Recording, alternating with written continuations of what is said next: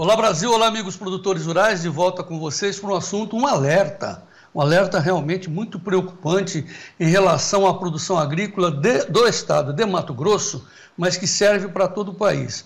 Nós estamos falando aí desse assunto chamado embargos das terras úmidas, áreas produtivas embargadas em Mato Grosso, onde saíram duas informações, uma do embargo, que não é bem exatamente só aquilo que se tem dito, né? As informações davam conta que 4 milhões de hectares estariam sendo embargados, e é muito mais, nós vamos falar sobre isso. E também um outro alerta é que houve uma interferência do Ministério Público, no sentido do embargo, e depois o juiz da Vara Especializada do Meio Ambiente de Mato Grosso suspendeu temporariamente essa ação de embargo, por 120 dias, 6 meses. Muita gente acha que a solução já foi dada. Negativo, e é por isso que nós estamos aqui fazendo esse alerta com o apoio da doutora Marlene Lima, gerente de sustentabilidade da ProSoja de Mato Grosso. Doutora Marlene, seja muito bem-vinda ao Tempo e Dinheiro. Muito obrigado pela sua atenção. Eu que agradeço. Bom dia a todos. Muito bem. Doutora Marlene, então, eu abri aqui essa minha fala dizendo que o assunto ele é grave e exige atenção dos produtores em 3 sentidos. Primeiro, que a área é maior do que se tem dito. Segundo, como eu disse, o prazo de suspensão apenas de 120 dias para vocês se adequarem, correrem atrás, como se diz. E também, que aí vem o terceiro alerta, que essa ação que acontece em Mato Grosso pode servir de exemplo, entre aspas, para as outras promotorias ambientais do restante do país também provocarem embargos semelhantes. Tem essa dimensão de preocupação, né, Marlene? Exatamente, porque vai muito, muito além do que está previsto e se falado, né? Porque fala assim, Vale do Guaporé e Vale do Araguaia, mas a gente sabe que vai muito mais além dessa delimitação. Muito bem, vamos mostrar então para os nossos telespectadores, doutora Marlene, a dimensão do que nós estamos falando. Primeiro, a dimensão oficial da Secretaria Especial do Meio Ambiente de Mato Grosso, a SEMA, que trata de áreas úmidas provocadas por pelo menos 3 meses de cheias em Mato Grosso, como vai acontecer agora, esperamos que chova, né? E são as áreas, por enquanto, que estão delimitadas aí ao sul, onde realmente é o Pantanal, que faz divisa com o Mato Grosso do Sul. Tem o Pantanal, tem aquela região ali do Rio Paraguai, que está mais a oeste, conforme vocês veem no mapa, e também tem a influência das áreas inundadas do Araguaia, que está à direita. Muito que bem. Somente nestas áreas, o que nós temos são mais de 4 mil propriedades a serem embargadas. Depois tem muito mais, mas vamos só falar dessas que são, vamos dizer assim, são as áreas oficiais. Tem essa amplitude, doutora Marlene? Exatamente, são mais de 4 mil propriedades que foram identificadas somente no Vale do Araguaia e do Guaporé, e além disso também a quantidade de empregos, né, que são geradas nessas propriedades, que também estão digamos assim, sendo atingidas, não só a parte ambiental, mas também a parte econômica e social.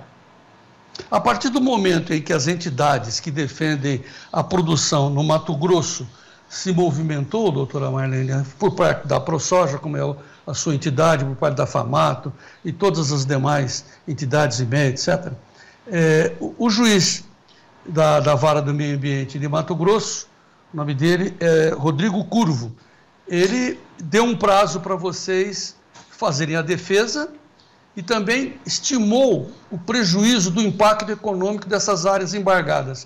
Quanto seria, doutora Marlene? Ele estimou em um pouco mais de 1 bilhão somente para a área do Vale do Araguaia e do Guaporé, né? E realmente houve um esforço das entidades como a ProSoja, a FAMATO, o IMEA, a Assembleia Legislativa, a Ordem dos Advogados do Brasil, sociedades, sindicatos rurais. Então tem uma lista ali de todas as entidades representativas de classe e da sociedade que ingressaram na ação e apresentaram estudos técnicos, econômicos, trazendo números, né, trazendo fatos, onde acreditamos que houve esse olhar, né, para essas áreas e para essa quantidade de informações econômicas e sociais apresentadas para essa região, onde o Dr. Rodrigo Curvo, ele fez essa suspensão da liminar por um prazo aí de 120 dias, e atualmente este assunto está dentro do centro jurídico da área ambiental, né, judiciário,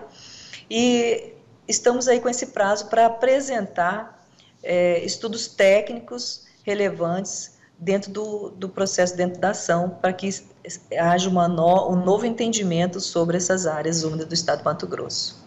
Tá, vamos recuperar então o início das informações. Essas áreas inundadas por 3 meses, não em todo o estado, evidentemente, mas nas áreas limitadas pelos grandes rios, foi em 2008 estabelecida pelo então governo Blairo Maggi como uma espécie de um novo Pantanal no Mato Grosso. Pantanal do Mato Grosso do Sul, essencialmente ali na divisa no sul do Mato Grosso com o Mato Grosso do Sul. Beleza. E aí se estabeleceu esse novo Pantanal. E aí agora, recentemente, a Promotoria Pública do Meio Ambiente de Mato Grosso resolveu usar a lei e restringir o que eu chamo de mais impactante, o que seria a integração da pecuária com lavoura. As pecuárias degradadas, as áreas de pecuária degradadas, poderiam ser renovadas com a agricultura, mas os promotores do meio ambiente acham que elas deveriam ser vedadas para qualquer atividade econômica. É disso que se trata em primeiro momento. E, portanto, como disse a doutora Marlene, todos os técnicos de defesa da produção têm apenas 120 dias para apresentar os seus estudos técnicos para saber onde começa, onde termina essas áreas inundáveis. Ponto.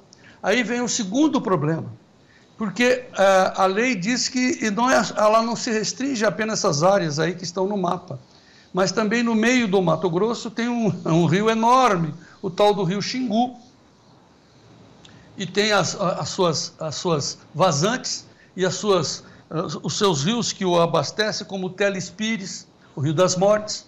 E lá em cima, no norte, tem também um dos rios mais lindos do Brasil, do mundo, que é o Rio dos Peixes, que é afluente do Tapajós. Todas essas áreas seriam abrangidas por essa lei restritiva. Está certo o que estou dizendo, doutora Marlene? Está certo, e essa é uma preocupação nossa, porque na ação ele fala o seguinte: não só o Vale do Guaporé, mas também o Vale do Araguaia, mas ele fala as demais regiões inscritas no CAR que tem essa características de áreas úmidas. Então, como você bem disse, o estado de Mato Grosso ele é riquíssimo em água, e nós temos aí possíveis lugares onde há realmente a vazante de áreas, a gente chama de áreas inundáveis, né? E o problema é o entendimento, o conceito, né? O conflito de informações a respeito dessas áreas é o que está trazendo toda essa discussão sobre esse tema. O problema é o prazo, né? 120 dias para ser apresentado um estudo técnico-científico para essas regiões, eu acredito que seja bem curto, e todo o Estado está se esforçando, né? Para que seja apresentado aí dentro desse prazo esses estudos, para que nós possamos trazer as propriedades que estão inseridas nessas regiões para a legalidade, né? Porque se não houver essa suspensão e esse entendimento do Dr. Rodrigo Curvo sobre essa questão técnica de dados econômicos sociais e suspendido os efeitos da liminar, hoje o efeito da lei do Pantanal da 8830 de 2008 estava estendido para essas regiões. Então, lia-se que essas 3 áreas principais que nós estamos falando aqui, seriam pantanais. Então, nós teríamos aí 3 pantanais no estado do Mato Grosso. Tá, e tem um quarto problema aí, que já vai para o centro do estado, ali no médio norte do Mato Grosso, a área mais produtiva do mundo, naquele eixo da BR-163, que também seria atingido, porque ali tem as áreas que a gente chama de drenos, áreas drenadas. Você me deu um exemplo, Marlene, agora há pouco, que só no município de Lucas do Rio Verde já tem 80 propriedades sob mira dos promotores, porque tem drenos dentro da sua limitação, dos seus limites. É isso? Essa discussão, quando o Dr. Rodrigo Curvo fala demais áreas, nós entendemos que são vai muito além dessas duas áreas que nós estamos falando, duas áreas principais que nós estamos falando, uma vez que a resolução CONSEMA, né, por direito legal, ela veio regulamentando essas áreas úmidas do estado e também os drenos, né, desses municípios onde tem a existência desses drenos há muitos anos, né, estão todos consolidados. E esse é o ponto principal, a nossa preocupação, porque se estender o entendimento que essas áreas úmidas são consideradas como Pantanal, né, umas áreas úmidas como Pantanal, o que nós vamos fazer com aquelas propriedades que hoje estão na lista para ser apresentada aí o dreno para essas áreas, como que nós vamos apresentar estudos, uma vez que essas áreas não são áreas inundadas, elas não têm características de solo e nem características hídricas de ser Pantanal, como que vai ser dado esse entendimento? Então, a gente precisa realmente não só o estudo técnico, mas também quantificar o prejuízo econômico e social que isso representa para o estado do Mato Grosso. Por isso, essa preocupação, por isso que esse tema está sendo discutido, inclusive, foi tema de audiência pública, né, devido à preocupação de todas, não só aqui das entidades de classe, mas sim de governo e da sociedade. Portanto, é inimaginável o impacto, até porque não se está estabelecido os limites disso tudo. Porque nós estamos falando de 4.000 propriedades, mas, meu Deus, se pegar todas essas áreas que estão sendo pretendidas para serem embargadas, né, não se tem ainda a área, né, Marlene? Qual é a porcentagem do estado que vai ficar vedado, né? Nós estamos falando de 4.000 propriedades somente no Vale do Araguaia e do Guaporé.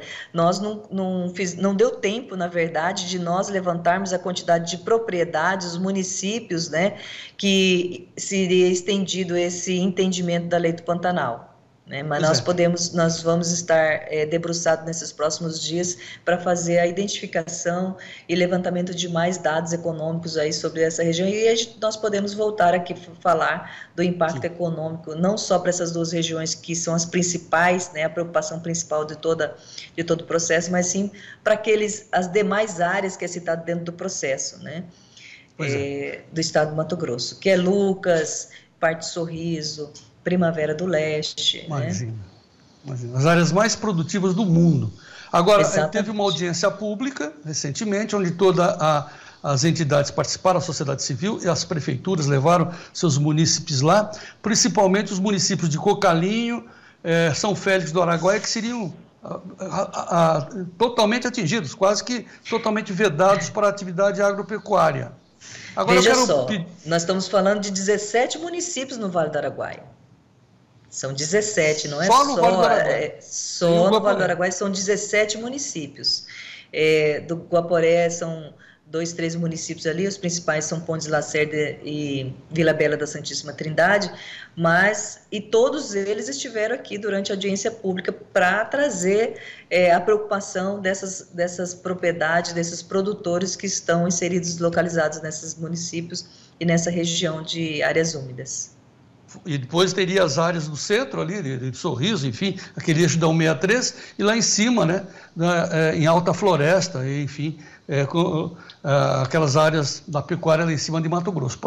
Portanto, uma grave situação, um grave impasse afeta o futuro do estado de Mato Grosso. Lembrando que teve essa audiência pública recente, foi estampada em manchetes, a própria FAMATO publicou no seu site uma nota oficial sobre essa decisão da Vara Especializada do Meio Ambiente, que suspendeu o efeito da liminar da promotoria, mas não ficou muito claro, e nós estamos querendo deixar claro aqui para todos os produtores, que esse efeito, essa suspensão foi temporária, apenas por 120 dias.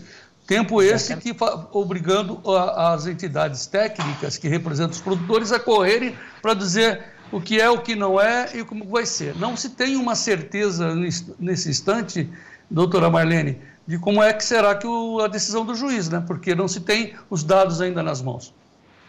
Não temos, essa é a nossa principal mota, né? Que nós estamos aí buscando solução e tentar apresentar aí dentro desse prazo. Como eu disse, é um prazo extremamente curto. Quando se trata de estudo técnico-científico, teria que envolver aí uma instituição de pesquisa, e isso levaria muito mais tempo do que 120 dias, como todos sabem, né, como que é desenvolvida uma pesquisa e levando em consideração o Estado, né, a logística de Estado. Então, 120 dias é um período curto, e essa é a nossa principal preocupação. Se nós não conseguirmos apresentar um estudo técnico, né, nós, que eu digo assim, o Estado do Mato Grosso, porque na verdade a ação é contra o Estado. Se o Estado do Mato Grosso não conseguir ingressar um estudo técnico-científico, como será o ano de 2024? Né? Já iniciaremos aí o ano de 2024 com mais uma preocupação do setor produtivo e um caso preocupante, talvez até sem solução. Traduzindo o que a doutora Marlene está nos dizendo, mais ou menos assim, parece inimaginável, mas essas propriedades, essas 4.000 e as demais, estarão incorrendo na ilegalidade, sujeito a multas, né, e embargos, coisas, portanto, inimagináveis. Né? Eu próprio, doutora Marlene, confesso à senhora que eu fiquei estarrecido e não acreditei. Falei, que isso, bobagem. Mas olha o tamanho do problema que não está sendo discutido com a sociedade, não está sendo muito bem claramente discutido. Portanto, eu encerro aqui a minha entrevista contigo, doutora Marlene, claro, deixando para os representantes das entidades se manifestarem diante do tamanho do problema que se tem em Mato Grosso e que pode servir de porteira aberta para os demais estados da nossa nação. Eu agradeço muito a sua participação e deixo aí os meus minutos finais para as suas considerações, doutora Marlene. A ProSoja Mato Grosso, ela, desde o início, desde 2018, está empenhada neste tema e vai continuar acompanhando e na busca, né, de solução e deixar à disposição a equipe técnica, não só da ProSoja, mas também de todo o setor produtivo, para buscar solução para esse problema, porque realmente serão muitas propriedades que estarão aí na ilegalidade. Então, obrigada a todos pela atenção e até mais. Muito bem, falamos com a doutora Marlene Lima, gerente de sustentabilidade da ProSoja Mato Grosso, e esse assunto, por tamanho da gravidade, certamente continuará sendo o nosso foco aqui no nosso Tempo e Dinheiro. Obrigado a todos, obrigado à doutora Marlene, e vamos em frente.